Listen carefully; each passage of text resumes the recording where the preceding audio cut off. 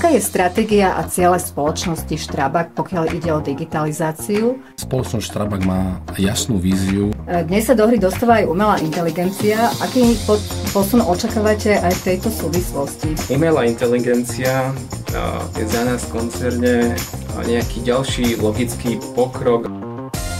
Architektúra nie je len o kreslení a developeri nie sú ničiteľmi krajiny. Počúvate Na betón, podcast redakcie ASB.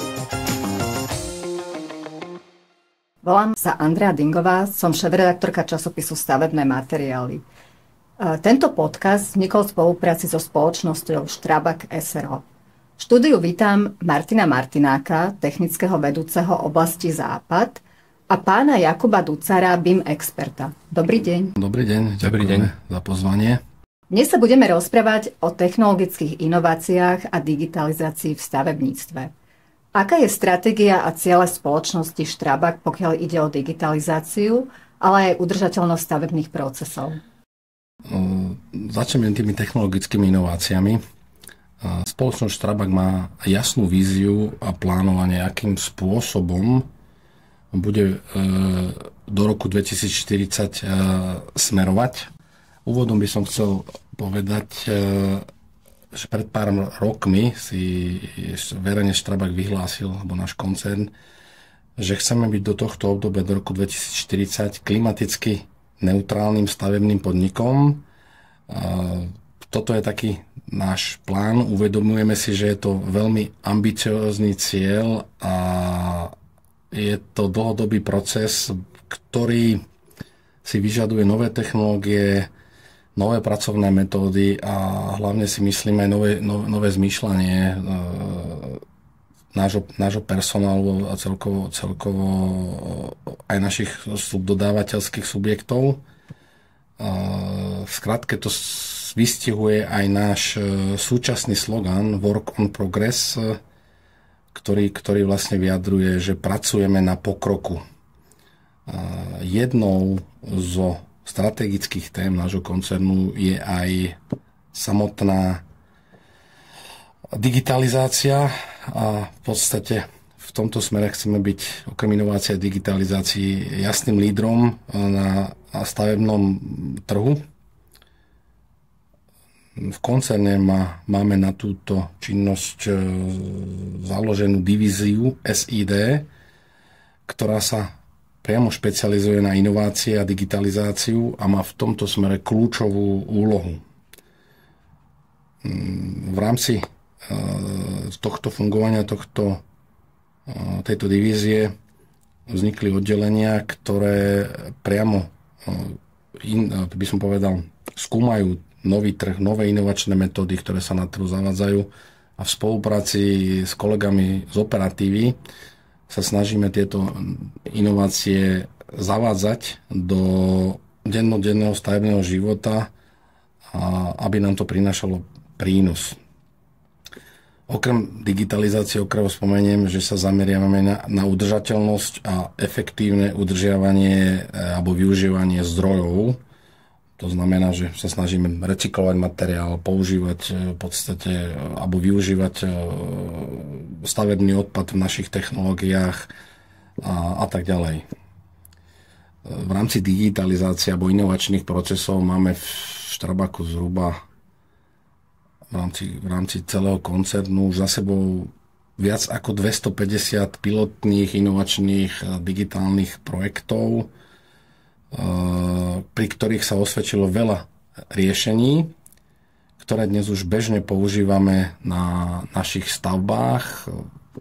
V skratke by som spomenul, v Slovenskej republike využívame v súčasnosti tieto systémy na stavbe R2 Krivaň-Mytná a kolegovia z pozemného staviteľstva tieto technológie využívajú na rekonštrukcii a dostavbe Rooseveltovej nemocnice v Banskej Bystrici.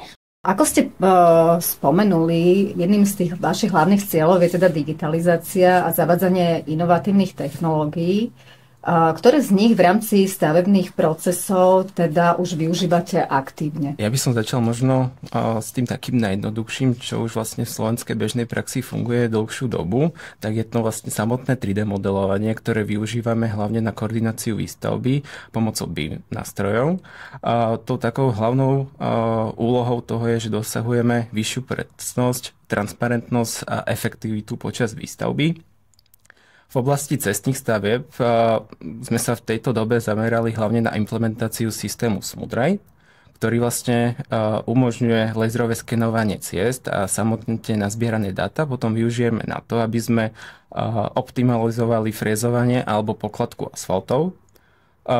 Ďalej potom na monitoring stavieb využívame drony. Tie sa vlastne zozbierané dáta následne využívajú na tvorbu ortofotomap a zber dát a následne sa vizuálne porovnáva aktuálny stav s projektom.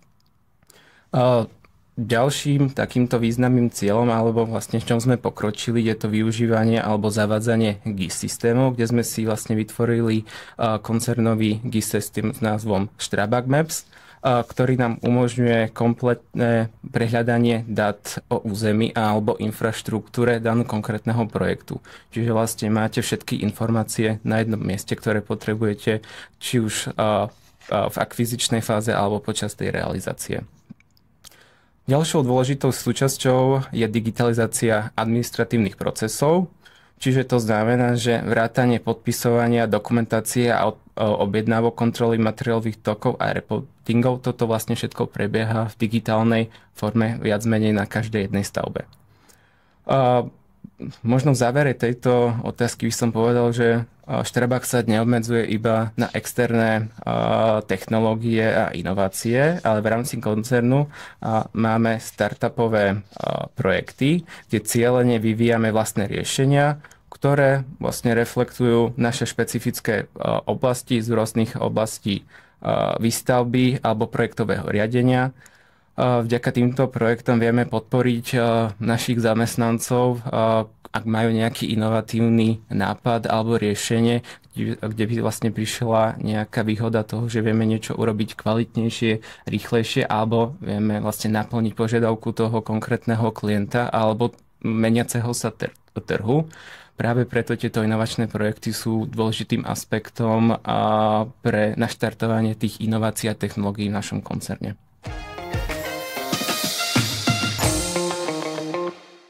Ako ste naznačili, v tej stavebnej praxi dokážete tieto systémy aktívne využívať. Ako si to potom ako si to môže posluchač predstaviť, že ako to naozaj v rámci toho, či už na začiatku tej výstavby, alebo potom počas toho životného cyklu celej tej stavby vyzerá tá digitalizácia? Ja by som možno uvedol nejaký taký príklad, ako využívame tie digitálne nástroje počas celého životného cyklu, keďže ja si myslím, že viac menej sa tá digitalizácia pretavila do každej tej fázy.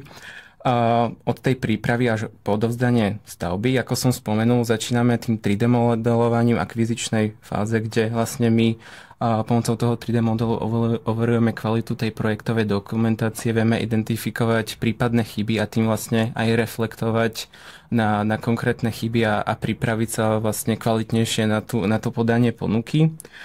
Ďalej, keď sa presunieme do tej realizácie, tak vytvorené 3D modely vieme efektívne využiť na autonómne navádzanie stavebnej mechanizácie.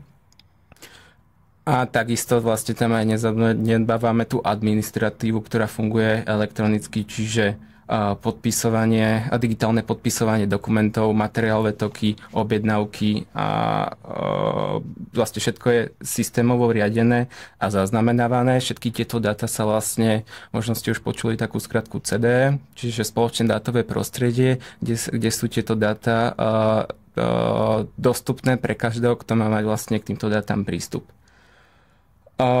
Ďalej dôležitým aspektom, a to si myslím, že sa nenachádza iba v stavebníctve, ale aj v ďalších priemyselných oblastiach, je vlastne drónové nálety. ktoré hlavne využívame na monitoring výstavby, čiže vlastne pravidelne sa robia dronové nálety a vidíme ten progres na výstavbe, čiže vieme vyrátať kubatúry, používa sa to aj na rekognoskáciu územia, čiže ak je nejaké ťažko dostupné miesto, tak pošlete tam drona a vlastne vidíte z táčej perspektívy, čo sa tam nachádza, či tam nie sú nejaké obmedzenia. Čiže tieto potom dáta vieme využiť našich GIS systémov, kde, ako som spomenul, je to dôležitá súčasť ako pred realizáciou aj počas realizácie. A teraz pilotne tento rok sme začali s 360 stupňovými fotkami, ktoré hlavne používame na pôvodný fotopasport územia. Dáva to veľmi veľký zmysel pri dlhých úsekoch, kde vlastne máte aj nejakých 25 km a potrebujete veľmi krátky čas zabrať veľké územie, tak tieto vlastne kamery dávajú veľký zmysel, aby ste boli aj vy na konci vlastne toho projektu chránení a mali všetky tie potrebné údaje k dispozícii. Čiže všetky tieto nástroje v konečnom dôsledku prispievajú k celkovej transparentnosti voči investorovi, ale aj k lepšej vnútornej koordinácii tímov. A možno na záver spomeniem ešte jednu takú disciplínu, a to je samotný lean. U nás je to veľká téma a možno poviem, že kto nepočul, tak ide o samotné ako keby znižovanie plýtvania a nejakú tú efektivitu počas výstavby a my sme to vlastne prepojili s technológiami a digitalizovali to. Čiže samotný ten lean zefektívňuje tú výstavbu, ale tým, že sa to prepojilo s tou digitalizáciou, tak sa to vylepšilo o to, že nielen meráme tú výkonnosť, ale vieme potom následne predikovať problémy alebo optimalizovať jednotlivé tie výkony v budúcich projektoch. Keby ste to tak zhrnuli, že tie hlavné benefity, ktoré vám tá digitalizácia priniesla? Zjednodušenie procesov, efektivitu našich prác, úsporu času. V konečnom dôsledku asi to najhlavnejšie do budúcna, keď to máte digitálne, ja to momentálne vnímam tak, že je to aj transparentné, alebo transparentnejšie. Takže asi toto sú také 4 body, ktoré by som vyzdvihol. Takže je niečo, čo by ste určite odporúčili ponechať v analogovej podobe? Či už ide o projektový manažment, alebo iné teda tie prvky toho riadenia stavebných procesov? Odporúčiť ponechať v analogovej podobe určite aj v dnešnej dobe. Hlavne keď sa jedná o menšie projekty, menšie realizácie, napríklad rekonštrukcie mostov, rekonštrukcie menších komunikácií, možno rekonštrukcie nejakých komunikácií v zástavnom priestore. Tam jednoznačne asi dnes v dnešnej dobe by som to, alebo je to určite potrebné nechať v analogovej forme, alebo vytvárať na takéto veci modely je podľa mňa momentálne zbytočné, alebo teda dávať cez BIM, v podstate cez iné tieto náročnejšie by som povedal projekčné, alebo tieto pokročilé nástroje tej digitalizácie nemá význam. Tá digitalizácia, čo nám prináša tú štandardizáciu tých procesov, zjednodušuje všetky tie veci, ale zase som toho názoru, že technológie by mali byť aj v dnešnej dobe nástrojom, hlavne nástrojom, nie náhradou za ľudí, osobitnej zodpovednosti a tú medziľudskú komunikáciu. To by malo stále zostať na tom prvom mieste a tí ľudia by mali byť prvoradí. No, takže možno do budúcna ten trh a tie technológie, vieme všetci dobre, že to vo veľa segmentov ide dopredu, tak prinesú iné poznanie, ale momentálne asi tieto menšie projekty a také projekty charakteru mestských, obecných a možno na úrovni tých úciek momentálne nemá význam digitalizovať. No. Skôr by som apeloval na to, aby veľké štátne zákazky diaľničného charakteru železničnej infraštruktúry už boli v podstate do budúcna alebo to verejné obstarávanie prinášalo viacej tých štandardov a bolo digitalizovaných. Nie je to tak dávno, keď sa 3D modelovanie v systéme BIM zdalo ako vzdialená budúcnosť. Dnes sa do hry dostáva aj umelá inteligencia. Aký posun očakávate aj v tejto súvislosti, v technologických inováciách a v digitalizácii v najbližších rokoch? No, umelá inteligencia je za nás v koncerne nejaký ďalší logický pokrok alebo krok v technologickom napredovaní stavebníctva. Ešte donedávna napríklad, keď si zoberieme, nebolo to tak dávno, tak digitálne dvojča bola pre väčšinu ľudí, ktorí pracujú v stavebníctve, taká futuristická alebo až nedosiahnuteľná. Dnes môžeme proste vidieť aj na tých odborných fórach alebo konferenciách, že to funguje a nachádza sa to na viacerých projektoch aj u nás na Slovensku. A myslím si, že podobne to bude aj so samotnou AI, kde v horizonte niekoľkých rokov očakávame vlastne výrazné alebo rozšírené používanie týchto nástrojov v samotnom stavebníctve.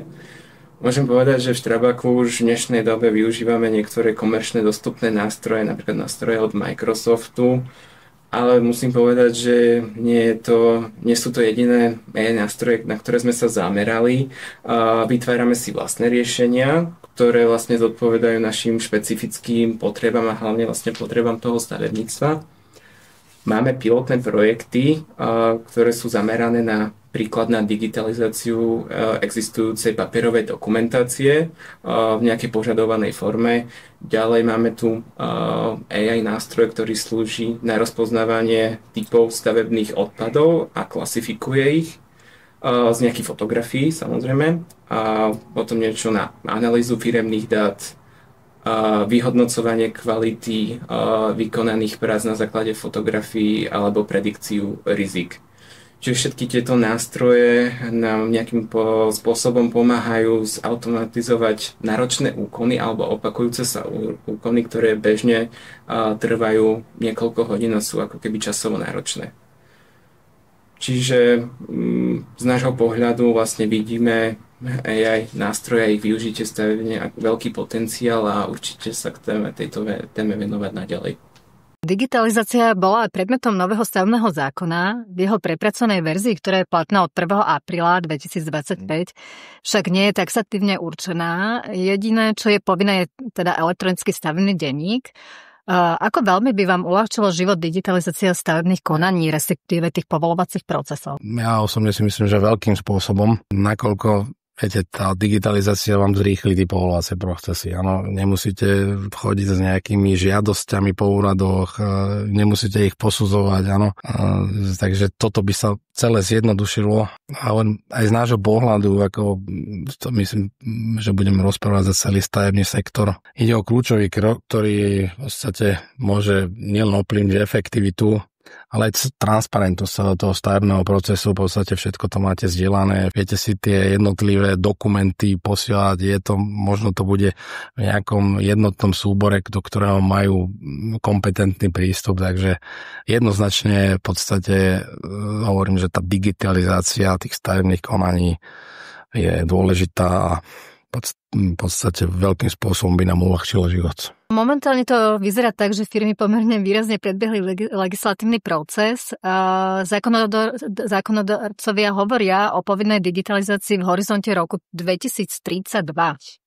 Je podľa vášho názoru reálne, že vlastne budú niekedy tieto povolovacie procesy prebiehať v digitálnej podobe? Je to žiaduce, aby tá digitalizácia bola v tom zákone stanovená. By som očakával, že by sa určili nejaké milníky, že by ten štát povedal nejaké etapy, že do roku 2028 by sme chceli realizovať toto, do roku 2030 toto a ten rok 2032 je finálny. Aby sa nestalo to, že zase si povieme v roku 2030, že posunieme to do roku 2035 a to si ja neviem predstaviť, kam už budeme my ako súkromný sektor v tom prípade posunutí v rámci týchto procesov v rámci našej krajiny. Takže neviem, pevne verím a dúfam, že teda ten rok 2032, alebo tento horizont je finálny a že sa tento legislatívny proces udeje. Samozrejme, že my nebudeme stagnovať, je to, jak som spomínal, cieľ spoločnosti, sú tu jasne nastavené pravidlá do toho roku 2040, či je to v rámci tých digitalizačných procesoch, udržateľnosti obehového hospodárstva a jednoznačne touto cestou pôjdeme, kde možno, ako momentálne vidím prínos, že ten štát bude v podstate vypisovať tie projekty takzvaného verejno-súkromného partnerstva a tam v podstate aj tieto digitálne procesy budeme určite vedieť využiť. Len nechcem byť pesimista, ale pevne verím, že to v roku 2032 bude. Možno sa tu teda v roku 2032 stretneme a môžeme sa potom porozprávať o tom, ako sa situácia zmenila. Chcela by som sa poďakovať Martinovi Martinákovi, technickému vedúcemu oblasti Západ, a Jakubovi Ducarovi, BIM expertovi, že dnes prišli a porozprávali nám o digitalizácii a zavádzaní nových technológií spoločnosti Strabag SRO. Ďakujem veľmi pekne. Ďakujeme za pozvanie. Ďakujeme. Dopočúvali ste Na betón, podcast redakcie ASB. Ak sa vám epizóda páčila, dajte o nej vedieť aj svojim známym. Ďalšie epizódy nájdete na Spotify a YouTube.